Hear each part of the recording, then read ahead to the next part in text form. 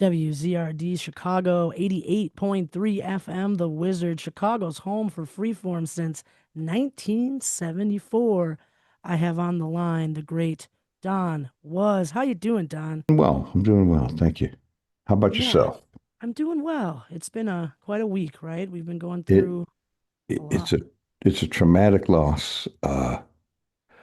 Whether you were friendly with him and texting with him, or whether you just knew him from coming to shows, he was like next to kin to a whole lot of people, and I've seen it. Thankfully, I've been out on the road this week and playing, and because we're playing the Blues for Allah album in our set, a lot of Bobby's fans are showing up. And each of the shows has been kind of like a wake for Bobby. You know, we talk about him.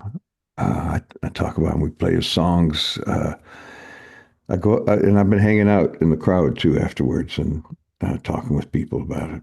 And that's been being around like-minded people is quite comforting. Uh, it's been, I think it's been helpful to the people in the audience. Certainly been helpful to me. We had one day off, and I didn't do so well on the day off. He Makes was sense. a remarkable cat, you know. There's nobody like him, and I think people could feel that, and it was easy to relate to him and to establish a relationship, even for audience members, you know. Yeah, I feel like a lot of us felt very close to him, even if, like you said, we weren't texting him or knowing him in such a way, but we Yeah, felt like we did, just yeah, through the music, through the performances. yeah. You know, we had to. We were playing in Ann Arbor last Saturday night, and I got a call about, I got the call around half an hour before we went on. They hadn't announced it yet, and I didn't know whether to go out there and, break the news to everybody, but I kind of had to, and it was tough.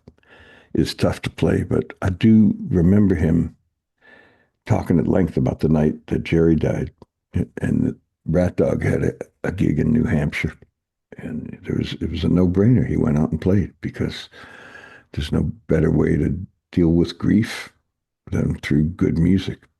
And I know he would have wanted us to play. So we went out there and played, and I'm glad we did because it was quite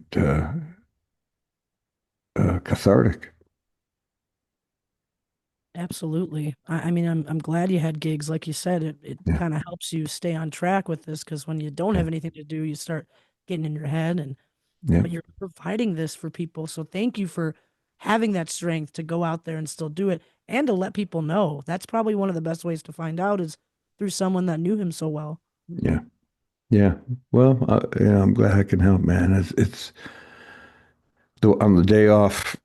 Uh, I was listening to some of the Wolf Brothers stuff, and just hearing the way he counted the thing off with that trebly guitar and the pick, and realizing that we're never going to do that again. That's tough. Man, I'm sure y'all feel it.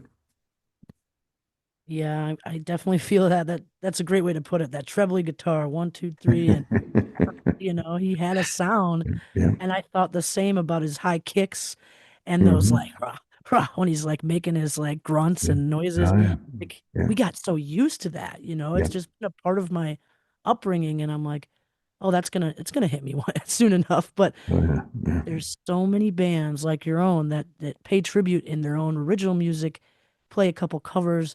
There's tribute bands all over this country, I'm sure in Europe too, that Hmm. tribute the dead. I Yeah. don't think it's going anywhere. And from what I heard, what Bobby said something about 300 years. I don't Yeah. know Yeah. where he Yeah. got that number or why, but I'm sure there's He a was reason. thinking of like Bach and Beethoven, being from hundreds of years ago, and he wanted the Dead's music to survive like that. And uh he was on a mission to make sure that that happened. He talked to us at length about it, and definitely about carrying on, not in a morbid way, but uh, at one point he told us the shows that we were doing with the symphony. He pulled me and Jeff and Jay aside and said, this is your legacy. I created this for you guys to do this when I'm not around, so you could play these songs.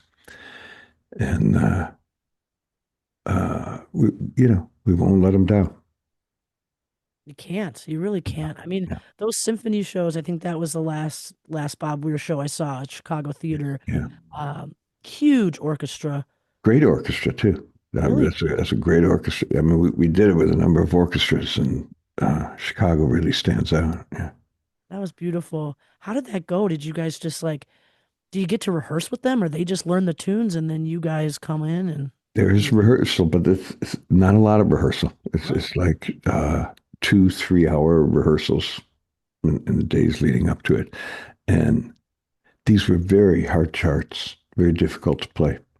Uh, it was not uncommon for French horn players to quit in the can't do rehearsals. It was just it wasn't uh, they weren't they weren't written with this. sympathy for the physicality of playing, particularly with your lips. And Yeah, yeah, no, some, and I'm not joking. That like we had French horn players just say, "I can't do this," and go home. I believe it. I Yeah. wondered at certain points if A, they liked this music, B, they were like, what? How do we do this? So some people had to quit. It just didn't translate or it was hard for them to Well, maybe. we kind of screened, but not us, but we had the orchestras. Like if there are people who don't want to play with electric guitars and drums on stage, find out who they are, and they don't have to do it. You Yeah, know, you're not forcing them. conversely, it's remarkable how many uh, how many of the orchestra members were deadheads. Really? That's so cool Oh to yeah, hear. yeah. I wondered. There, there's even one. There's a female. I think she's a viola player, or maybe she's a flute player. I can't remember now. But her name was Cassidy, and her parents were deadheads. They named her for the song, and uh, it was a it was a full circle moment for her, even though she's only in her early 20s. That she got to play Cassidy with Bobby. That's beautiful. Oh my Yeah, goodness. Early 20s, did you say? yeah, something like that. Yeah, she's Oh, young. Yeah, that's beautiful. yeah, We had a couple impromptu tributes last night and the night before at Garcia's where yeah, you'll be playing on the yeah, 25th, which yeah, is going to be also continuing this celebration for Bobby because you guys are doing Blues for Allah. yeah. There was a Yep. lot of people in the crowd that as I'm getting older, I turn back and I'm like, oh, they're young and they're still coming. And that Oh feels yeah, really yeah. good. It's really good. Yeah. I do believe the music will endure. There's something about those songs, and the song, including equally the songs Bobby wrote with Barlow, as well as Jerry and Hunter's songs. There's just something. There are a couple of things about them. I've been thinking about it. Well, first of all, there's obviously the lyrics. It's beautifully written poetry that is impressionistic, and leaves just enough vagueness in the lyric so that everybody can attach their own emotional inner life to it, which is, and all these emotional inner lives are unique to every individual. Uh, they're just non-specific enough that you can, but also suggestive, so you can really live by those songs. And I know when we're playing something like Ripple, I can look out in the audience and see people hugging each other and crying, and uh, I know that it means something different to everybody who's responding to it. And that's beautiful. So that's something about those lyrics that uh, deal with human emotion on such a primal level that the songs are invaluable and will stand the test of time. But musically, they're so much fun to play. They're challenging at first, and then when you get the hang of it, you realize that uh, they're so beautifully written. I think of them as like, I don't know if you ride a bicycle around, but I ride a bicycle around LA. Yeah. And I like to go to different places every time I ride, you know, and I'll go behind a building just to see what the parking lots. Yes. You just go exploring, right? So these songs allow you infinite room to explore them, and that's why Bobby never got tired of playing them for 60 years, uh, because you can always approach with a beginner's mind and find a new way to take a ride through the songs. It really is a ride, and it really is always something different, no matter what. And I think that's you made a what you just said about the songs and the lyrics. You're right. It's gonna stand the test of time. It's so Yeah. true. Yeah. We were just playing Wolf Brothers, My Brother Esau, Mm-hmm. and shadow boxing the apocalypse, wandering Yeah. the land. Yeah. What you just said, like, just surreal enough, impressionistic. It makes people feel, and we can interpret it in different ways. Maybe at per night we hear it in a different way. Yeah, And exactly. Yeah. Yeah. it's really, really gonna stand the test of time in those 300 years.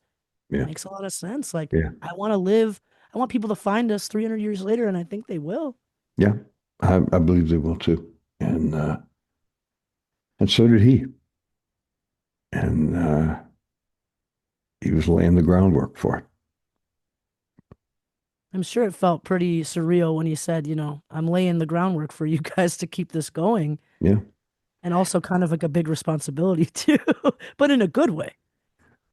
You know something? You don't mind responsibility for a good cause. You know, it doesn't, it's not, it's no burden to, it's, it's a privilege really to go out and play those songs. I kind of felt a thing this week, like that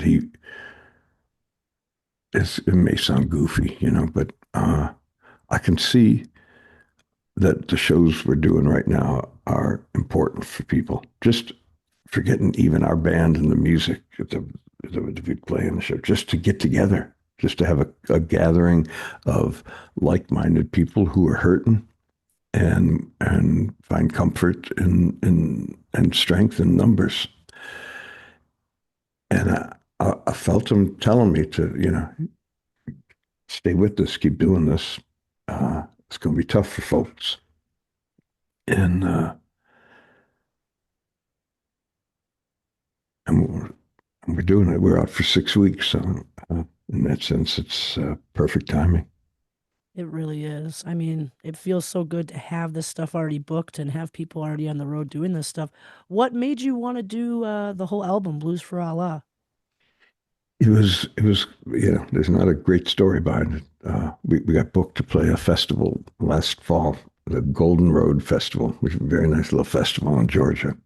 And they asked us if we'd play it. Now, I played half of it with Bobby already, you know, so I knew the songs and loved to play them. But no, King Solomon's Marbles is not one that's on the tip of everybody's fingers, you know. Not really. Can't just pull it out in the middle of the night, like, oh, I've never played this before. Oh yeah, this is a good one. Well, it seemed like a good challenge and it seemed like a fun thing to do. And it's the 50th anniversary of the album, as it turns out, which is where I think Lena got the idea for us to do it. But once we put it together, and you know, you have to find your own way into it. You don't want to be karaoke Grateful Dead. I actually had to deal with that when I first started playing with Bobby. You know, the specter of Phil's playing hanging over me. Like, I can't play like Phil. If I try, I can't do it, but you shouldn't try, because what I soon discovered was that the most ungrateful dead like thing you can do is to be like somebody else. You, the spirit of it is be yourself. Play it the way you would play it. That's that's what Phil was doing. That's what they were all doing. They were being themselves. So same thing. If you're going to play blues for Allah, find your way into it. We're a band from Detroit, so we Detroiticized a few of the numbers. You know. As you should. As you Yeah. should. That's why these songs live, because people put their own flair on them Yeah. and they're keeping them going. And that record has some real songs that, like, pretty obscure. Not everybody knows, and it's really cool Yeah. that you're Yeah. doing the whole thing. So do you do Yeah. it in from the In beginning order. to Yeah. the Yeah. so it's like one set is the new record, right? Or most of No, it is. we've been playing one long set, Okay, cool. and we put it in the middle. It takes about an hour, That's of nice. the show. Yeah. That's really nice because then people are like, "Oh, wait, he's gonna do the whole thing from top to bottom, show the record." Do you have a favorite Bobby tune? Like, what's the song that's been in your head lately? Or Well, it really it changes all the time, but we played those songs so much. I experienced something that I never experienced before, which is I felt, again, it's going to sound goofy to you, but I felt like the songs were my friends. And I liked visiting with them. And the other night, I found myself missing Lost Sailor. There's just something about the little twists and turns musically. When he first told me to learn that and Saint of Circumstance, I was trying to write out a chart so I could, assimilate what the form of it was. And I remember getting mad at some point, like, why would they put that in? It's just these odd bars that seem to be there like it's arbitrary and for no good reason. And it's confusing at first if you don't know the song. I didn't know Saint of Circumstance. And so it took a whole lot to figure it out. But once you internalize it, it's beautiful, and you understand why they put all the twists and turns in it because it makes musical sense.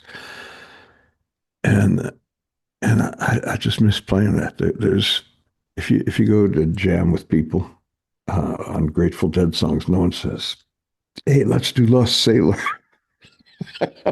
nobody said that, huh? Maybe you'll start saying it. That's a Well, hard one. maybe we'll work it up, man, because it's it's just it's a great song, and I also I associate it with a really great time in my life.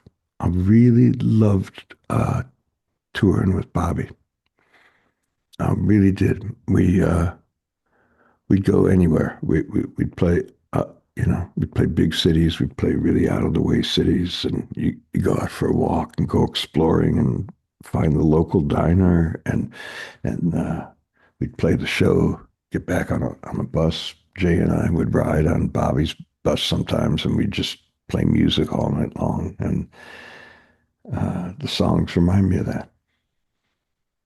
That's beautiful. Lost Sailor is one of those songs that hit me as well. It's like, what the heck is this? And just makes me really feel close to Bobby. It's such a Yeah. Bobby tune. Oh yeah. Yeah. And those memories you can't replace. And I'm so glad that that tune brings you back Yeah. to those rides and to those diners. Yeah. And it doesn't sound weird that you say they're like friends.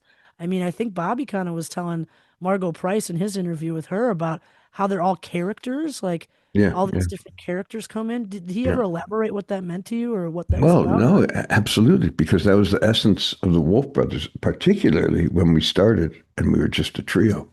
It was so stripped down, but it was stripped down for a reason.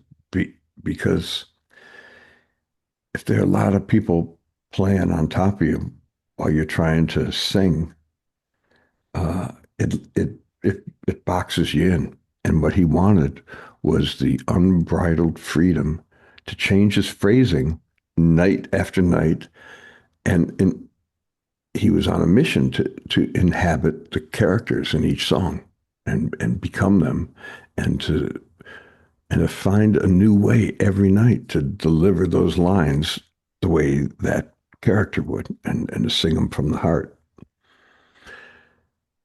So that was the essence of Wolf Brothers. I remember the first couple nights we got out there and we were playing, and we hadn't rehearsed that much before before we started Sure. playing gigs.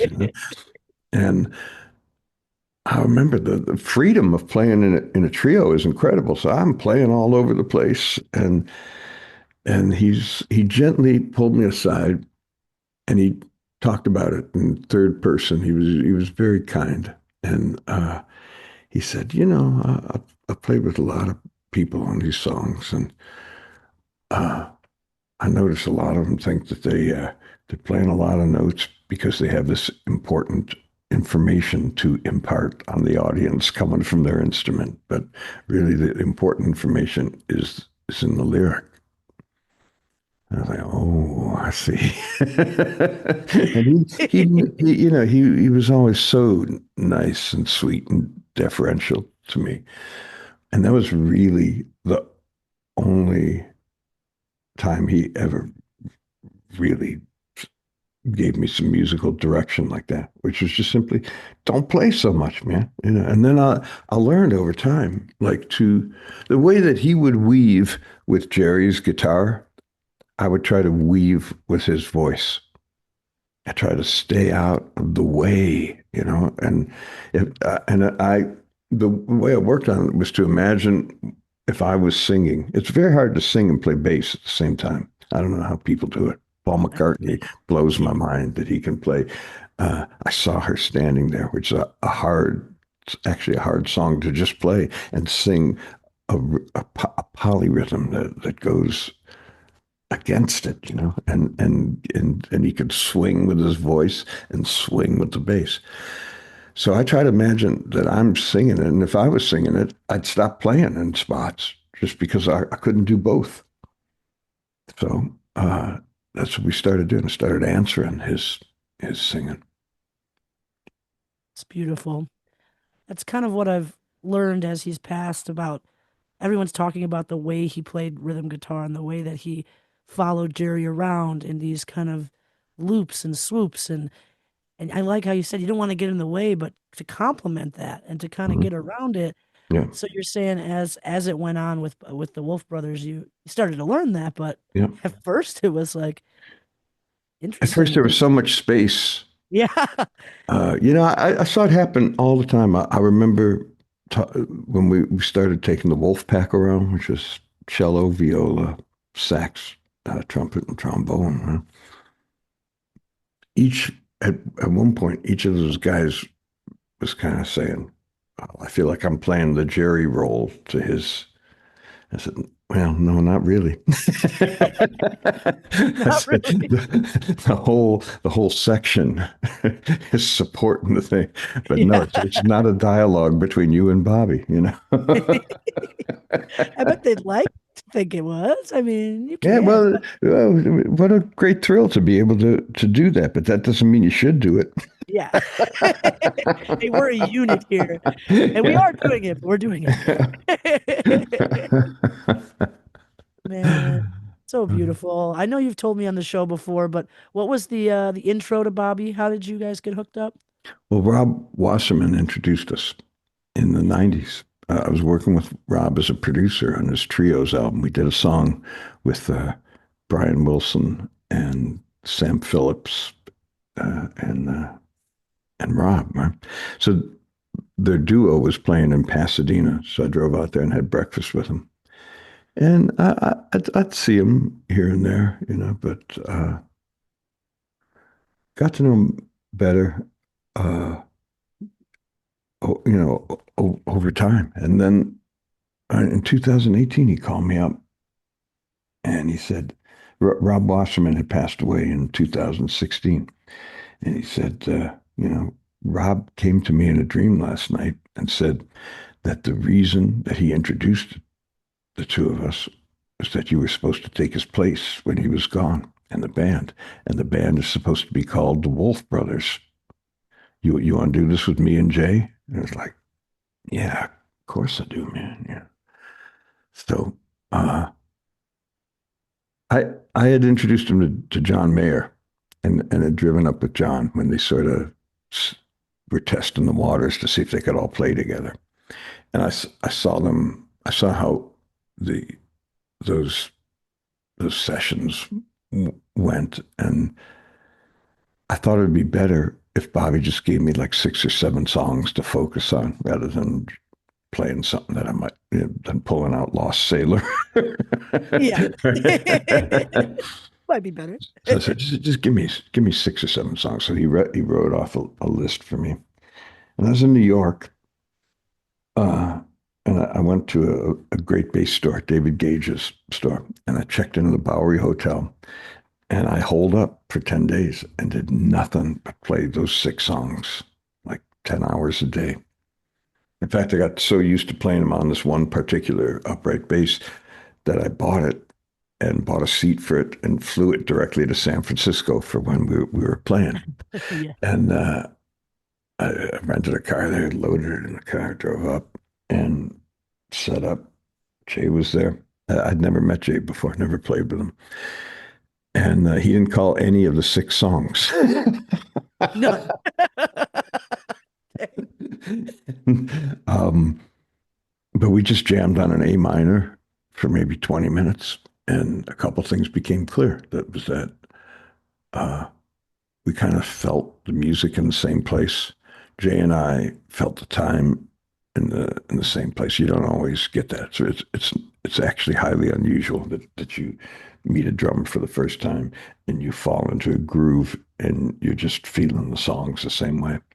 And and Bobby and I could get an interesting conversation going. So after playing on like an A minor chord for 15, 20 minutes, he stopped, dialed the manager, put him on speakerphone and said, book a tour. Wow. Book And it. we were out playing a month later. Oh my goodness. Never met Jay. Oh, he's a And lovely guy, man. You know, you can tell from his playing. You know, he was a big, big guy yeah, and just like a real sweet, sweet guy. Good heart, good spirit. he really is. His memoriam, his post about Bobby was just like, I don't know why you picked me, but Mhm. you did. And I'm Yeah, so yeah, grateful. And I feel yeah. like there's a lot of people in the dead community that, were picked to play and maybe just were so like stunned and then became it. And we've talked about this in the past about how you kind of just have to be in it. You don't Mhm. think about it too much when there's celebrities or big people around and want you. You just Yeah, have to do it. And I love that about Jay because he's very humble, yeah, great player, yeah, and really appreciated Bobby and being in yeah, in that world. So yeah. I'm so glad you guys gelled together on that. Like, Yeah, me too. Yeah, it was and a I'm surprised to life-changing hear that. experience. Yeah. I bet. I'm surprised to hear that. Like, you don't just gel with a drummer right away being the bass player. Sometimes it takes time, I'm sure, to get there. Well, here's the thing. I don't know if I I can describe it with conversational language as opposed to playing, but if you think about a beat being a very specific point in time, like this is where the beat falls, and you think of a grid, only machines land on exactly on the grid, right? And every human being lands a little differently. When you're talking about drummers, you can multiply that out by 4 because every limb reacts differently on the beat. They don't all fall together. And I'm talking about tiny little bits, for example. I became aware of it producing the Rolling Stones and checking out Charlie Watts. With Charlie, his his bass drum was just slightly back from the spot on the grid that you would officially call the beat, and his snare laid even further back, and his hi-hat tended to be a little bit on top. And if you graphed that out from the furthest point behind and the furthest point ahead, you could like maybe see a little arc and like it's like a cup. Okay. So I actually imagined it like as a bass player, you're on a diving board and you're gonna dive into something. If everything is exactly on the beat, it's like trying to dive into a champagne flute. You're not gonna hit You got no it. room, man. The chances are you're gonna miss it, right? Yeah. If something's wide, like Charlie Watts, or like Jay, same thing. Um, Wide, and it's wide with humanity, not sloppiness, but it's their human touch and the individual personalities of each limb. Then that's like having a swimming pool to dive into. Everybody in the band is going to lock in there. That's why Charlie Watts was such an important part of the Rolling Stones because he provided that beautiful cushion. You could dive in from anywhere and he'd catch you. That's how wide his reach was. And the same with Jay. But everybody's limbs are different. And and my fingers are the same thing. I play a little bit back. I try to. It feels better if you're a little bit back. Some nights I get excited. Yeah, I'm sure. And that's not it's good. You don't really want to play a whole song too far ahead of the beat, but it provides some exciting dynamics in moments, but you got to be careful about not getting too adrenalized. If you hear bands, and I'm not going to name any bands, but you hear bands maybe playing a song too fast, you kind of know why they're doing it. And um, maybe it's not the best way to hear the songs. Maybe, maybe not. Oh, I love that visual. You did very well with Thank you. All speaking right. it Good. and Yeah. interpreting it. You're like, I can do it through the music, but Yeah. yeah, you Yeah. did well, and that's really cool. Yeah, I'm not gonna make it in that champagne flute. I'm in the side of the pool or on the The side of concrete, bro. yeah. Yeah. Yeah. So that Yeah. wide net, and with humanity. Talking Yeah. to Don Was here on WZRD Chicago. You are amazing. You are a wonderful human, and I thank you all the time for coming on the show. You're such a just a nice breath of fresh air to talk to, and people are really going to appreciate this, having somebody talk about Bobby who was so close to him and really learn from him. So Yeah. we appreciate you sitting in and also coming to tell us a little bit about you coming to Chicago. So you're on the 6 week tour, and you'll be Yeah. stopping here for two Yeah. shows. Yeah. What's the date of it? The 25th, Sunday 25th. the 25th. So 10 days from now. 10 days from now. Okay. Great. Well, I'm really looking forward to that. I like Pete Shapiro's been a buddy of mine for about 30 years, and he always opens great venues to play in. It's always nice to play in his joint. And I've never been to Garcia's before, but he showed me the blueprints of it when it was in the conception stage. So I'm looking forward to playing there, and I know that there's a strong contingent of folks in Chicago who love Bobby, and we're kind of on a mission to bring some comfort and community to everybody. So feel free to come by. Feel free to. uh, I've been just hanging out in the audience afterwards and talking to people. If you got a Bobby story you want to tell me, come on and tell me. If you want to cry on my shoulder, cry on my shoulder. It it brings me a lot of comfort uh, to meet other folks who love Bobby. That's wonderful, Don. Thank you for that invite and for just providing this. I mean, I know the tour is already booked, and it kind of is, like you said, in a weird way, perfect timing. Um, because I remember you were on the show the last time, and you're like, maybe we'll do Blues for Allah at Space, maybe, And then I'm like he said, I hope he promised it, and I missed it. You're still doing it, thank goodness. I get to Yeah, see it at yeah, yeah, Garcia's. And it's a place where you will feel that community and yeah, be able to just come out and feel warm and safe and fun. And yeah. your new record is awesome too. I really enjoy it. Thank you, Megan. I appreciate The that. band's great, and we can't wait to see you and just be a part of it. So thank you for just keeping this alive, keeping the Yeah. music alive. Well, thank you. Thank you for having me on. It's always a pleasure to speak with you. Always a pleasure to speak with you too. You keep up the good work, Don. We'll see you in All 10 right. days, I'll okay? see you in 10 days. Adios. Adios. Thank you Bye so bye. much. Bye Bye bye. bye. It's WZRD Chicago 88.3 FM, The Wizard, Chicago's home for freeform radio. If you guys want to call in for a pair of tickets, I'll hook you up. You can come to the early show or the late show on the 25th with Don Was and the Detroit Pan Ensemble. 773-442-4578 is the number to call, and we'll put you on the list. It's WZRD Chicago 88.3 FM.